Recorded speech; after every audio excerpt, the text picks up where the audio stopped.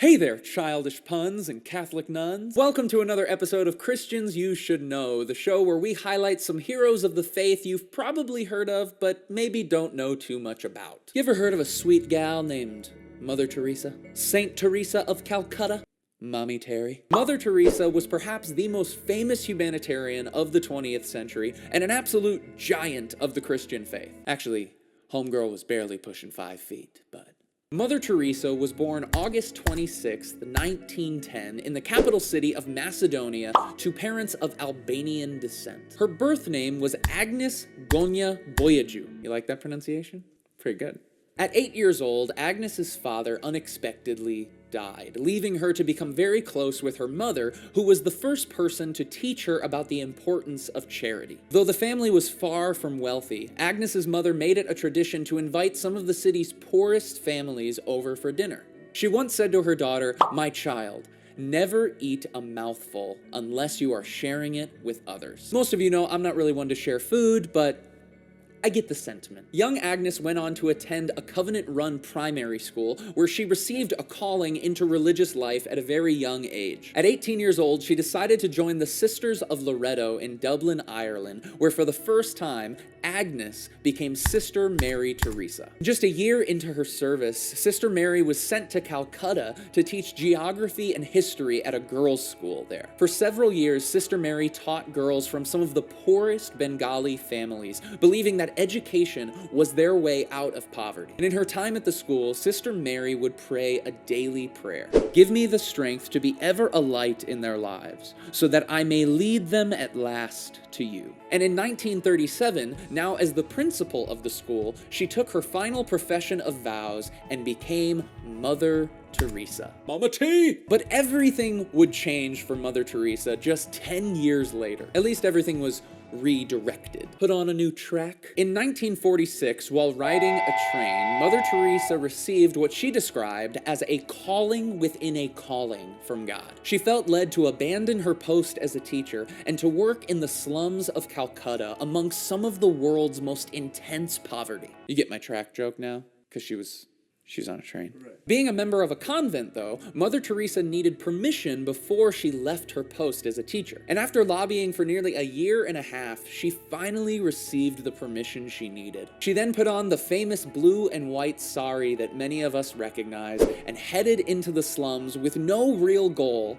other than to serve the destitute. It wasn't long, though, before specific aspects of her mission began to take shape. She soon founded the Missionaries of Charity, a Roman Catholic congregation of women committed to serving the poor. And over the next 40 years, under Mother Teresa's direction, the Missionaries of Charity founded schools, houses for the dying, leper colonies, orphanages, nursing homes, family clinics, and a host of traveling medical ministries. In 1979, Mother Teresa was granted the Nobel Peace Prize for her leadership and charity. And by the 1980s, the Missionaries of Charity included 4,000 members, running 610 foundations in over 123 countries. Now, obviously, like anybody with such incredible influence, Mother Teresa's ministry did not slip by without controversy. Many, especially those outside of the church, were critical regarding her stance on abortion, calling it the greatest destroyer of peace today. Author Christopher Hitchens wrote a book on Mother Teresa in which he criticized her, saying that she glorified poverty for her own ends. And in 2003, a publication of some of Mother Teresa's personal letters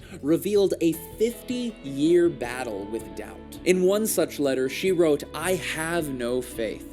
I dare not utter the words and thoughts that crowd in my heart and make me suffer untold agony." In fairness, while some people find these letters as a sign of hypocrisy, many others, including myself, find them to be extremely refreshing. To see that someone as pious and as faithful as Mother Teresa still had doubts, and yet did not allow those doubts to get in the way of answering God's call on her life, I find that really encouraging. In her final years, her health began to decline, and on September 5th, 1997, Mother Teresa died due to heart failure. Her legacy and influence, though, were just getting started. After her death, many of the ministries that she helped start continued to grow and serve the poor. And in 2016, the Vatican canonized her as Saint Teresa of Calcutta, or as she was affectionately called for her unbridled dedication to the destitute, Saint of the Gutters. Now, whether you're Catholic or not, or even whether you're a religious person or not,